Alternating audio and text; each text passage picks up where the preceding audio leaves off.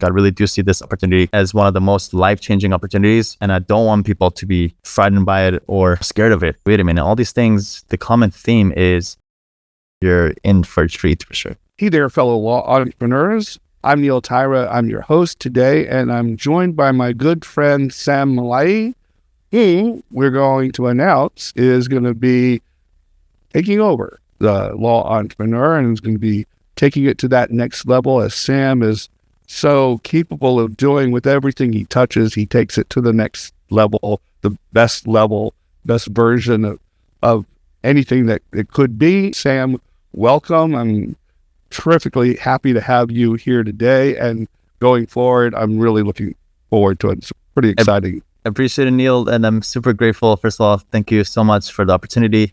I think when we met in 2019 and we were on our first episode and noticed the things that we were talking about the technology and the tools and growth, pretty much aligned with everything I've been do on a daily basis. So I have a lot to share, and I promise it'll be in good hands.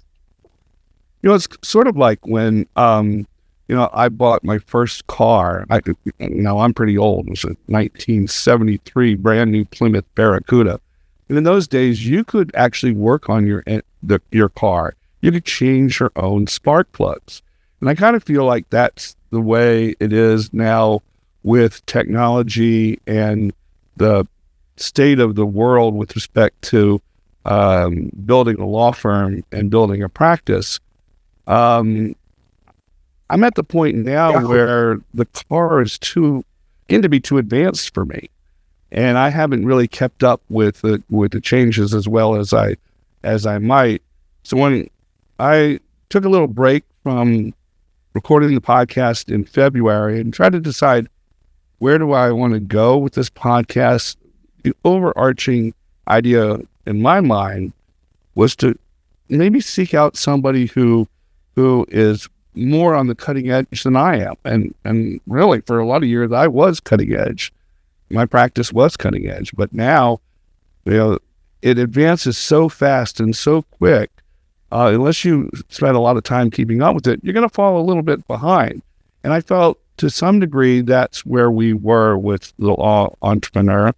And so when Sam and I then got together to talk about what we might do to move forward together, it was just a natural fit because Sam is the cutting edge of law practice and the development of the modern law firm, whether it be in the virtual law firm, whether it be using social media to market your law firm, whether it's advances in now AI technology.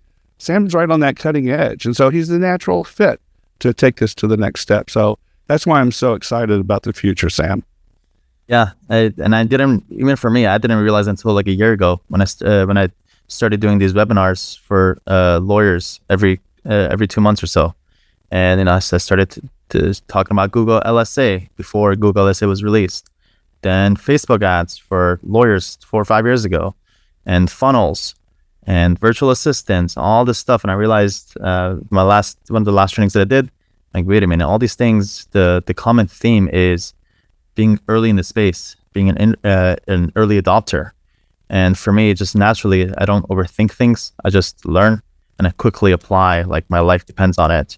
And I try to apply, and then whatever results that I get, then I quickly try to pass that off to whoever that's willing to listen, whoever that takes advantage of it over time. I got all that feedback and those case studies back. Thank you so much, Sam, for telling me to do this and that. And when other people started getting results, I'm like, wait, there's something here.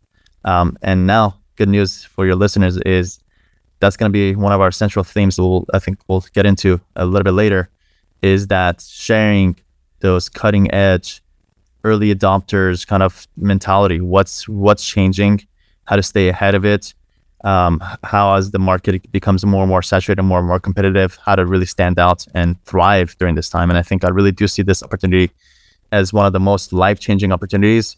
And I don't want people to be frightened by it or, scared of it. If anything, it should be happy and grateful for such an opportunity that change is happening, and I'm going to ride the wave on top.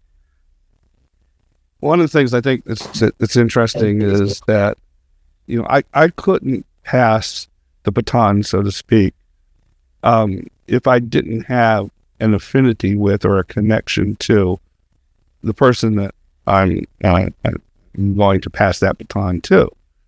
And one of the things that I like about Sam that I think is similar to my experience is, I didn't overanalyze things either. When I decided to start a practice, I said, I think I'm going to start my own practice. That's all the thought I gave. When I decided to start a podcast, I'm like, I think I want to start a podcast. So all the thought that I gave to it. And I like Sam in that Sam says, I see something that I think can be a benefit to me and to my practice and to the people that listen to me. So let me just jump in and learn along the way and figure it out.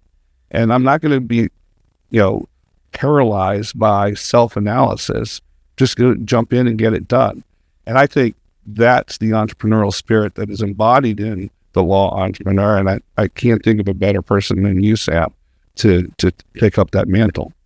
Appreciate it. I think that kind of mentality with the long-term mindset is what sets us apart, Neil. I think you're in it for the right reasons, especially in a space that, there's a lot of money involved and financial things involved. I think the people that are really in it for the right reasons, people can feel that and sense that. And I'm playing the super long-term game. Essentially, my mindset is, if I had all the money in the world, what would I be doing? It would be exactly what I've been doing every single day for the past 9 years. And I think that's the kind of motto that you live by.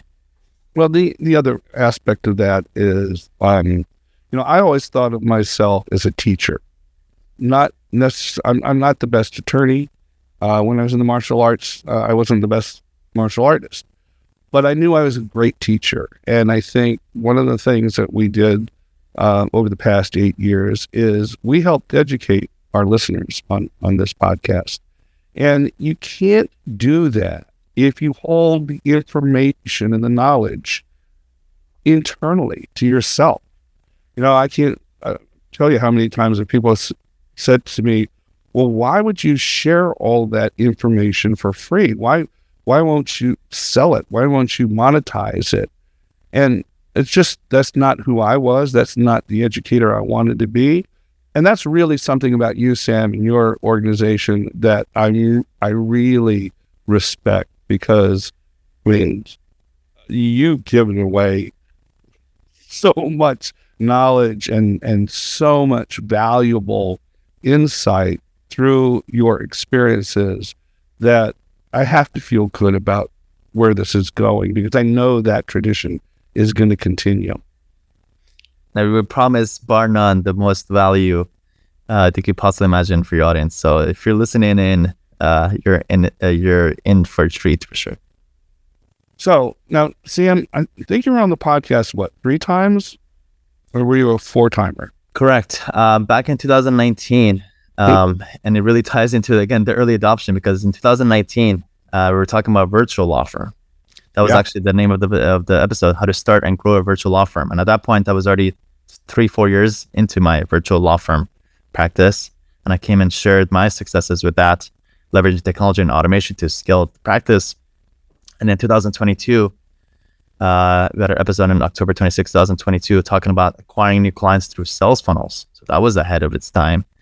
And then in 2021, we talked about 5 tools to automate your law firm. So a lot of things about automation. So, a common theme, kind of 2 or 3 years before it became kind of mainstream, talking about those things.